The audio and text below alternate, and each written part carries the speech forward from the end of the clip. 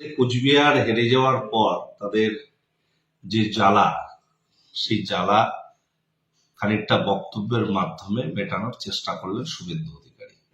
এখানে তিনি যে প্রতিবাদীকে মারা হয়েছে বলে অভিযোগ করছেন, প্রথমত তৃণমূল কংগ্রেস এই ঘটনার সঙ্গে যুক্ত ছিল না এবং যারা ঘটিয়েছে তাদের বিরুদ্ধে পুলিশ ব্যবস্থা গ্রহণ করেছে। আমি শুভেন্দু বাবুকে বলবো যে আপনি কি আপনাদের 6 তারিখে চাক্কা জামের ফলে যে মাটি সন্তান হারালো তাকে সমবেদনা জানানোর জন্য বা তার জন্য কোনো কর্মসূচি করেছেন? করেননি।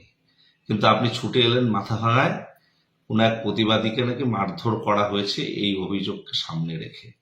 আমার প্রশ্ন হলো, আপনি আসলে এখানে রাজনীতি করতে আসছেন এবং আপনার বক্তব্যের পরতে পরতে আপনারা শুনলাম যে নিশীথ প্রামাণিক কিভাবে হেরেছে বা হারিয়েছে জেলা শাসক, এই সমস্ত একটা মিথ্যাচারের গল্প সাজিয়ে মানুষের সামনে নিজেকে জোকারে পরিণত করছেন।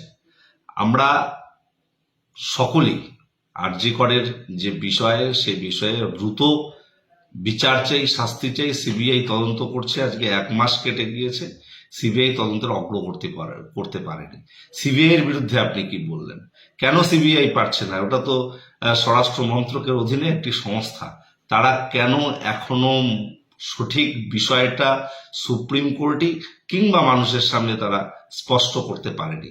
বরং এমন একটা বিষয় আপনারা সামনে এনে রাজনীতিকরণ করার চেষ্টা করছেন, যাতে আপনার হাড়ের জ্বালা মেটানোর চেষ্টা করছেন।